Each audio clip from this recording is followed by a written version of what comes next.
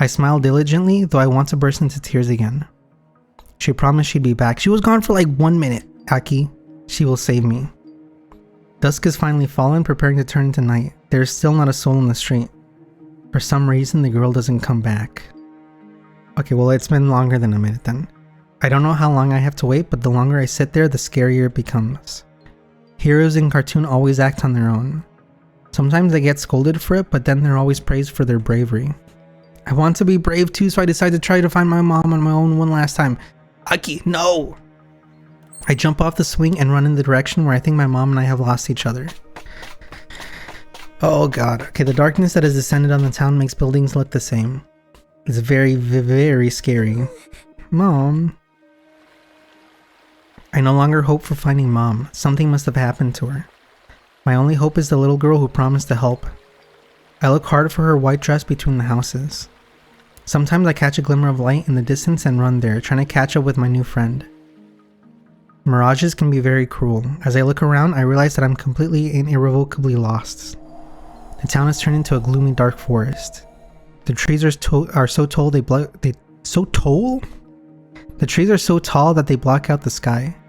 Steam puffs escape my mouth. My stomach is rumbling loudly. Anybody. In a desperate attempt to get back to the apartment buildings, I wander through the trees until I come to an open space. Surprise takes my breath away. The clearing is covered with black, gnarled sprouts of an unknown plant. The unusual triangular flowers glow dimly in the darkness. The buds emanate a weightless, sweet scent. The clearing is mesmerizing with otherworldly beauty, and yet looking at the flowers is somehow unpleasant. Fatigue washes over me with a terrible force. I recall I really want to sleep, but I can't just lie down on the grass in the open air. I shake my head. Don't go into the cave, Aki. A cave lurks at the far end of the clearing, enclosed in the darkness by something incomprehensible. You can hide there and wait out the night. Turns out there is a mesh fence blocking the entrance. I groan in disappointment, but then I notice a hole, made as if on purpose so that someone small could sneak in. I try to squeeze through the hole, but my clothes cling to the sharp barbs of the cut fence. Though someone had cut a path to the cave, they hadn't finished the job. The hole is too small. What should I do? Despair sets in again. The weather is clearly getting bad, and I really dread the rain. By some miracle, my gaze falls on an object abandoned in the grass. What's this? The tool turns out to be very heavy. Why? But I know right away what it's all about. Someone used it to make a hole in the fence. All I have to do is continue their job, then I can get through. Can I do this? The tool is very, very heavy. Thunder rumbles somewhere in the distance. I don't like thunderstorms and I'm afraid of getting wet, so I have no choice but to pull myself together and take a risk. With great difficulty, I lift the tool and try to squeeze the blades on one of the fence wires. I think it worked. A chunk of the fence has come apart and the hole has become larger. Oh phew. The tool falls from my weakened hands. I can't do more, but now I can try to get through the hole again. The rumbling sounds closer. Scared, I rush forward, tearing the sleeve of my jacket against the sharp thorn of a strange thorny plant. It's cold inside, but quiet and still. Footsteps echo faintly. Water is dripping somewhere. Sometimes I trip over something scattered on the ground, but I can't see what it is in the darkness. Phew. Now I just have to wait for someone to rescue me. Mom or Mitsuki. Someone, definitely. I just have to wait. I jump away from the table. The pain in my leg becomes unbearable. Mitsuki. We met when we were kids and I've completely forgotten. It's hard to remember someone you've only seen once and so long ago. But somewhere in the back of my mind sits the image of the girl in a white summer dress, worn out of season. That's why meeting Mitsuki at the station caused so many unpleasant feelings. The white dress reminded me of the unfortunate day my mom disappeared. The day I had made 3 irreparable mistakes. No good deed goes unpunished. If only I didn't want to help a friend. If only I didn't leave the playground. If only I didn't get through the fence. The thing is, like, wanting to help your friend, that didn't really do much, right? Because it was your mom who decided to just, for some reason, leave with you. A cold hand comes down gently on my widened fingers. Tomo's black eyes are very close. There is no surprise, fear, or sympathy in them. Only unwavering determination. Like, is it because she wanted to get her a Totomo Bears plushie? How did it end? I was saved, but Mom still hasn't returned. Dad hasn't been himself since then. And I'm still haunted by misfortunes, all because I was cranky and kept asking for a Totomo Bears plushie. A wave of forgotten remorse washes over me. Mom wouldn't have been missing if I hadn't been begging for that ugly bear. In a fit of rage and desperation, I throw the toy at the wall. The bear hangs listlessly on the spiky stems. The boy didn't even ask me for a gift. What made me think he'd even like a bear? No good deed goes unpunished. Now I see. Tomo sighs heavily and releases the bear from the prickly captivity. A horrible set of coincidences. One shouldn't meddle when not asked. But you don't know for sure. Your friend could have been actually dreaming of a Totomo's bear plushie. Or he could have been dreaming of a tungsten cube. You never know. Your gift could become his salvation. But it didn't, and Mom disappeared. Why didn't I ask him directly what he wanted? Okay, that is also a good question. I had ruined everything. Do you really think so? Do you really think that the right thing is to do nothing? Yes, otherwise it only gets worse. Oop, misfortunes, yada yada. Let me go back here. Yes, otherwise it only gets worse. Misfortunes come. And threes. Dun dun dun dun. I look at the mesh fence in powerless anger. That's what Mitsuki wanted to tell us. You can't go where you're not asked. The door is locked for a reason. Danger lurks behind it. Tomo follows my gaze and her lips press into a thin, barely visible line. No, it won't do. Isn't it obvious that there's a reason we've ended up here? Come on, Aki, think. There's a reason?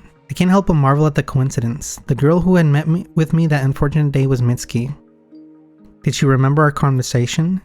Did she decide that our meeting wasn't just the beginning of a series of unsuccessful encounters? Aki Fumi Haru Natsumi. It all started with me, at that fall evening. Because graces, the original graces, are not 3. They are 4. What's the matter? Is it really as you say? Is it all not a coincidence? What if I infected Mitsuki with the curse back when I was a child? Strange things had been happening to her ever since. It is me, not her, who infects everyone with misfortunes. Hold on, what makes you say that? I'm so stupid. I should have figured it out immediately. My misfortune started long before Mitsuki and I met at the station. There's no way she could infect me with the curse. Back then, I was already cursed. I infected Mitsuki long ago at the playground. But you didn't do anything wrong. Is that why Mitsuki doesn't show up and doesn't want to answer a question? Because she's angry at me, right? What do I do now, Tomo? Apologize to her? No, damn it! But Mitsuki doesn't show up. How do I Enough! Something soft hits my face. Bewildered, I catch the Totomo Bears plushie. You're wrong. Absolutely wrong. But as long as you can make a move, the game isn't lost.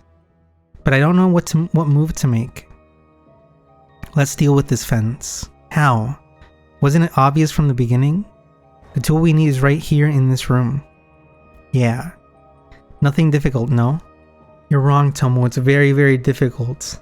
I recall the sharp thorns stabbing my fingers. I want to throw the bolt cutters as far away as possible and never think about them ever again. I'm not sure. Mitsuki constantly found herself drawn into some mystical horrors. Whether it was her fault or not, everything ended up badly. Excuses. No good deed goes unpunished. Excuses. What if it only gets worse? A lump comes to my throat. There's rumbling in my ears. Panic is growing inside me. I know that a reckless act would be followed by punishment. There's no other way. Take this posthumous witch ritual. We were supposed to ask the dead a question, but she hasn't even come. As always, everything goes wrong. Everything is upside down. Everything's inside out. It's only going to get worse. And yet, I don't know. Excuses. Aki. Then I'll do everything myself. Grrr. Tomo grabs the bolt cutters. The moment her fingers close on the handles, her face contorts in pain. I'm sick of it. Struggling, Tomo brings the bolt cutters to the mesh. Are they really that heavy? Ugh. She lowers the blades of the tool onto a corroded wire and tries to squeeze. Anacorus rustles alarmingly. A most fierce roll of thunder rumbles outside the window. Tomo's body arches, a painful wheeze escapes her mouth. The mesh remains intact. I won't give up. She tries to cut the wires elsewhere, and again as she squeezes the handles of the bolt cutter, the blades only clink against the steel and Tomo herself groans. Blood glistens at the corner of her mouth. Tomo, don't stop! Help her! No way. You're in pain. So what? Stop! Help her ass! I grab her hand. Don't! I don't want to back down when we've gotten this far. You're hurting yourself. No good deed goes unpunished? Yes. Then let them punish me. Damn, lines that go hard. Tomo turns toward the fence and tries to cut through it again. No, Tomo, you're wrong. Didn't you get it from my story? You can't meddle when you're not asked. I shouldn't have gotten through that fence. Stop. Stop. It's unbearable to watch Tomo try to cut the wire. Blood streams down her white chin, dipping into her clothes. Her fingers clutching the bolt cutter are slightly reddened. Don't. I don't want to see my friend suffer. Then why look? I need to close my eyes and calm down and wait. Sleep. Sleep is the best. I slap myself on cheeks with force. My skin flares with fire, but the fog in my eyes clears. Tomo freezes, staring at me with round eyes. What are you? Now is not the time to sleep. Aki, please leave the bolt cutters alone. I gently take the tools from her stiff fingers. There's no need to suffer. I know what I should do. According to the rules of this game, you can't get through the fence. Not you. Aki. I'm a coward, Tomo. No good deed goes unpunished.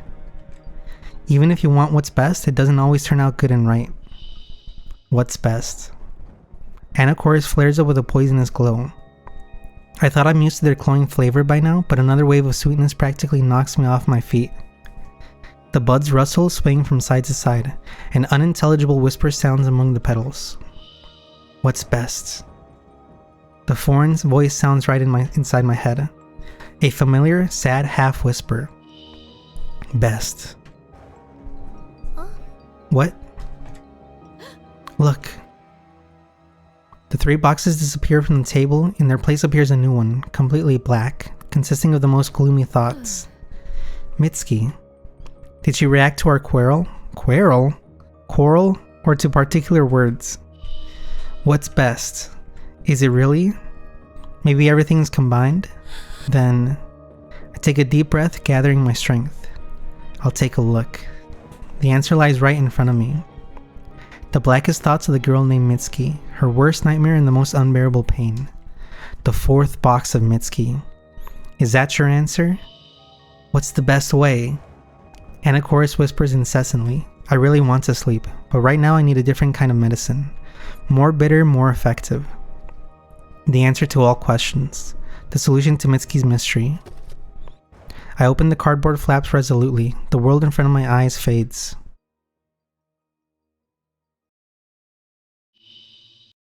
We are all cursed. Both me and the people unlucky enough to have met me. I'm always causing suffering to those around me. I don't know why. Whatever I do, everything goes wrong. I want what's best, but I'm just messing it up. My very birth brings sorrow. Mom is in her senior year of high school when she realizes she is pregnant. Dad has just started university. What can I say? Their parents go crazy when they find out. My mom decides to keep the child and incurs even more wrath. Because of me, Mom and Dad have to get married in a hurry. I'm not even sure if they love each other. Who would they be if it wasn't for me? Would they have found true love? No matter, I'm born and their lives go downhill. Dad has to quit studying to support the family. Mom buries any dreams of a career as well. We are living in a shabby one-room apartment. I have little to no contact with my grandparents. Life flows in a dull and measured way. The days are filled with the exhausted faces of my parents and their judgmental gazes. They never say anything, but I feel unwanted. There is no place for me in their lives. They understand it. And so do I, despite my young age. Their gazes are begging me, get lost. You're a mistake, we shouldn't have kept you. For a long time our life isn't characterized by joyful events, but soon the world is filled with new colors. Sora, my little sister, is born. The clouds seem to part. Unlike me, my little sister brings warmth and goodness into the world. Her birth is awaited, she isn't the cause of quarrels and discord. There is peace. I begin to realize that life can be something different, filled with more than just judgment and loneliness. Our life has become joyful. Sora has become someone special to me. She is an unusual child in her own right. Despite her poor health, she is never discouraged. She doesn't seem at all upset about having to spend most of her time in bed. Oh no, it's this gearing up to be like something really sad. Gradually, her body gets stronger and we're able to go outside for walks. At first, our parents are worried and follow us around, but soon they realize that Sora is fine. My sister adores the white summer dress and refuses to walk in anything else, regardless of the weather. One day I ask her why she loves it so much. I found a picture of you. It's in a similar dress. I want to be like you, Nana. That's what she calls me, still unable to pronounce my name. Mephistopheles. In that instant, the icy crust finally falls off my frozen heart.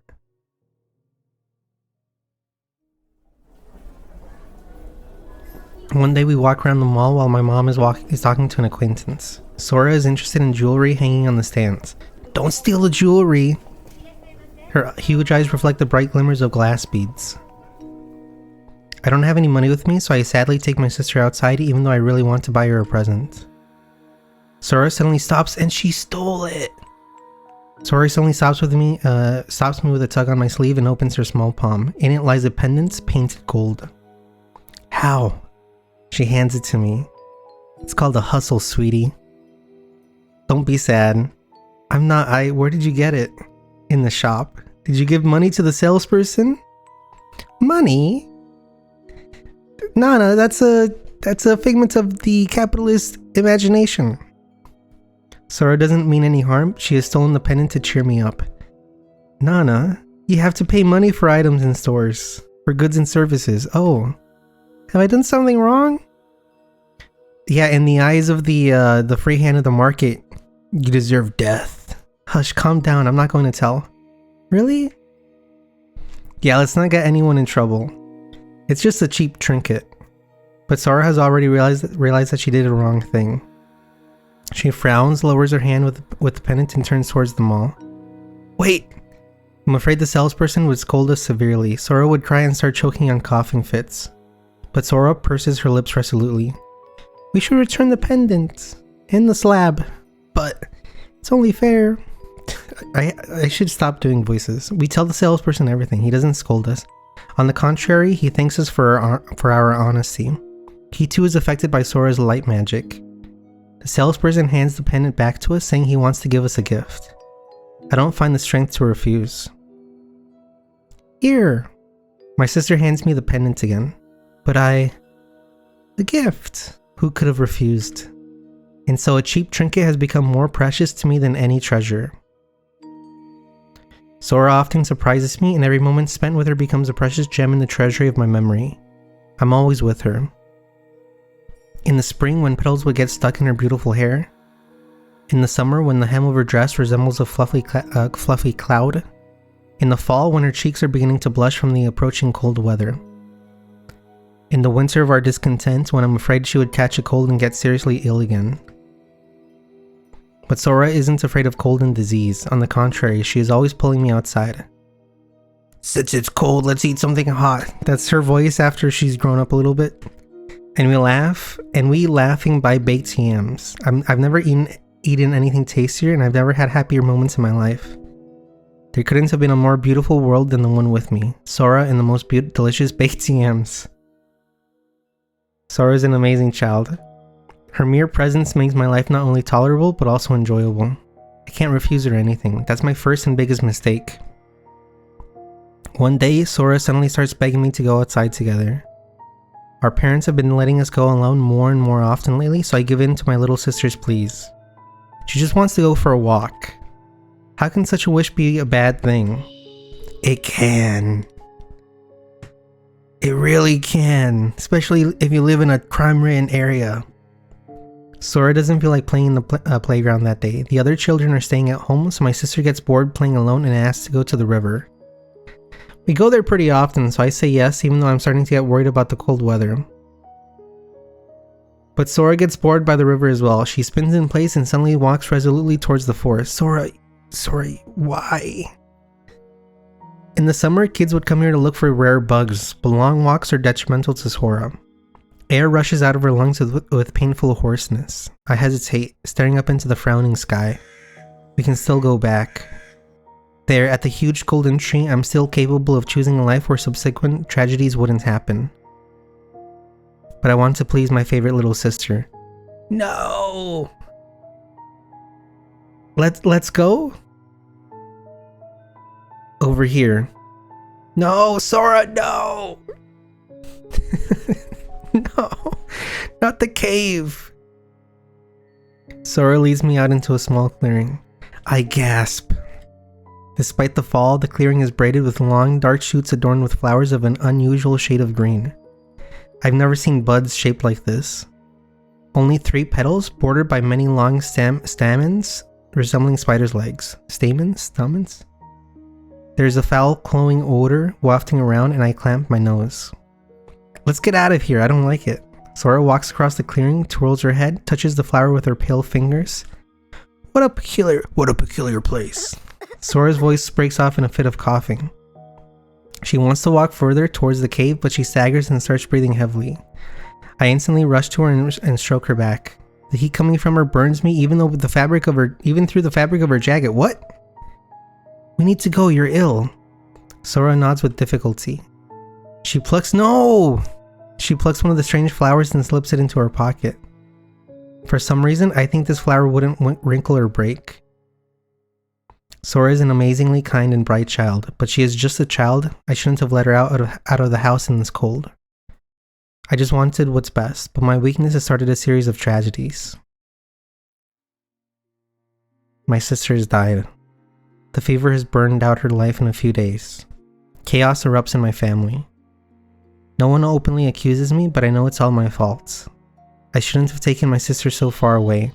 Maybe your parents should have, I don't know, parented as well? A mistake. A wrong choice. Death.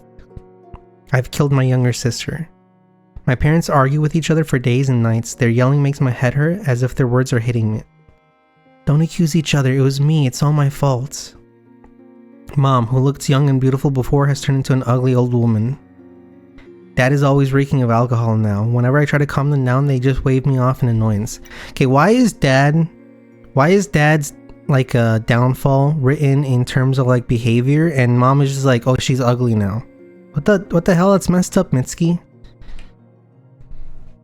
One day my parents suddenly called me over and asked me how I would feel about their divorce. Moreover, they asked whom I'd like to stay with. Okay, well, I hate the parents.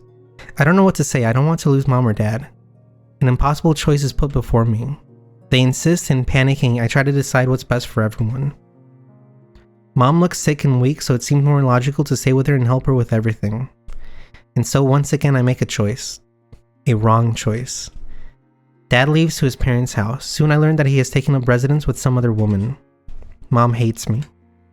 She probably wants Dad to take me with him. This way I wouldn't be preventing her from starting a new life. Soon she starts bringing men home, but they all change their faces as soon as they see me. And then they quit, leaving Mom alone. She starts drinking. One day I can't stand it and decide to return to that clearing with the strange green flowers. It's like they're beckoning me, drawing me back into the depths of the forest, as if they want something from me. I put on a white dress despite the cold weather. I think Sora would have liked seeing me in this dress. The cloying aroma makes me unsteady. I don't know why I've come here and what to do now. The far end of the clearing hides a cave covered by a mesh fence. However, someone had cut a hole in it. Struggling, I get through the hole and into the cave. And when I get out, something has changed. I found nothing but darkness and blackthorn inside, but for some reason I feel that my view of the world has transformed. I guess that's when my mystical forces start haunting me. Day after day, Mom drinks herself into a semi-conscious state. I know she would have never stooped to this if it hadn't been for the burden of a daughter. She starts hiding me in a wall closet like an unwanted item. It's tight and dark, but there's enough room to keep my arms and legs from getting cramped. For hours, I'm surrounded only by black walls, from behind which the voices of Mom and unknown men occasionally come. I don't want to get out. On the contrary, I have the ever-growing desire to become even more small and invisible. To finally become one with the darkness. The closet is like a den, a cozy refuge where I can't hurt anyone. The darkness is soothing. The sun, on the other hand, shines too brightly, flooding the road from the house to the school with light. I don't deserve this light. Maybe I should just vanish.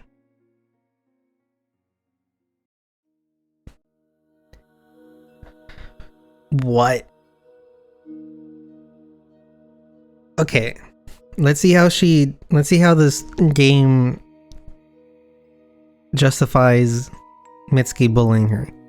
If anyone deserves warmth, it's my classmate Natsume. I met her in my freshman year of junior high school. She's a little different from the rest of her peers, shy and scared like a fawn. She has a mole under her eye, just like Sora. That's probably why I've paid attention to her. I'm really surprised when I catch Natsume stealing. Hush, calm down, I'm not going to tell. Really? Of course, let's not get anyone into trouble. It's just a cheap trinket. We should return the pendant, but it's only fair. Hush, calm down, I'm not going to tell. Really?